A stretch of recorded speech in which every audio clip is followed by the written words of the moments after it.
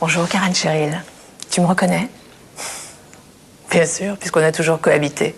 Mais je dois dire que cette cohabitation, elle a été ni simple ni facile. Parce que toi, Isabelle, t'as toujours été spectatrice en fait de l'aventure. Je sais que tu en pressentais les dangers, le côté éphémère. Et que très tôt d'ailleurs, tu t'es mise à aspirer à autre chose.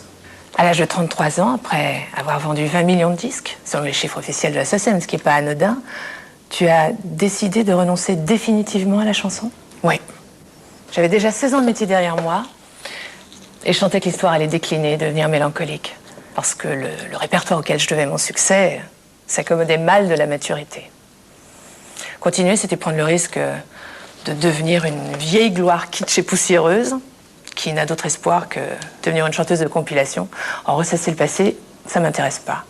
Je veux croire en l'avenir, en mon avenir. Oui, mais on en a vu certains balayés, ringardisés, qui après 10 ou 15 ans de disparition ont ressurgi de façon miraculeuse pour goûter de nouveaux succès. Oui, mais savourer indéfiniment cette gloire-là, c'était pas mon objectif. Moi, j'ai commencé très très tôt, j'ai été repérée à l'âge de 17 ans. J'étais lancée selon les règles du marketing. Et pendant toutes ces années, j'ai vécu en fait une sorte de bonheur douloureux, parce que j'avais conscience bien sûr d'être gâtée par le destin, mais en même temps, je savais qu'un jour, je paierais très cher le tribut à cette gloire-là.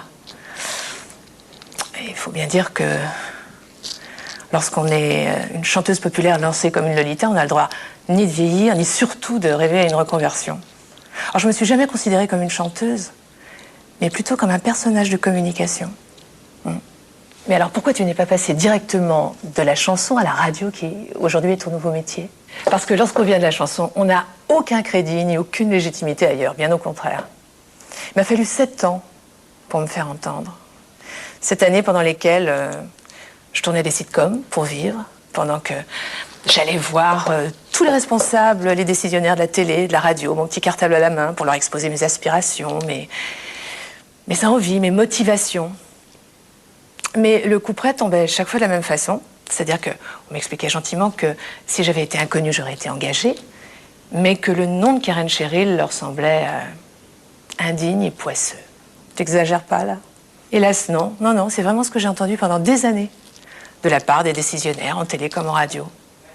D'ailleurs, je vais te faire une confidence, j'ai même réussi à placer un jour un concept d'émission sur une chaîne du satellite, à la condition sine qua non que je renonce à voir mon nom au générique.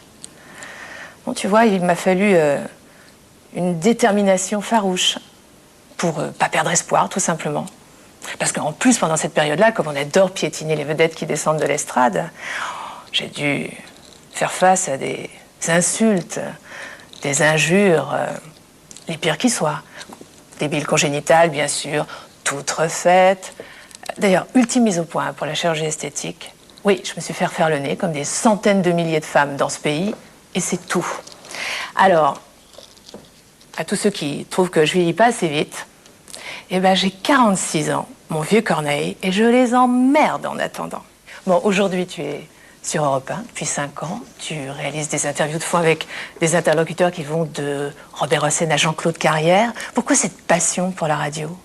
C'est une véritable passion que j'ai pour la radio, parce que, ayant souffert de n'avoir vécu que par l'image, j'avais besoin de m'attacher à la vérité des gens. La radio, c'est un vecteur d'émotion étonnant. Je suis plus dans la lumière, mais je mets en lumière le talent et la sensibilité des autres. J'ai aucune nostalgie du passé.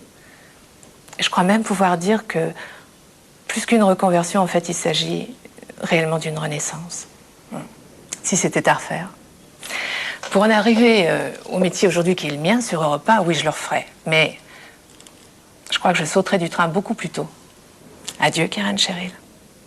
Bonne chance, Isabelle.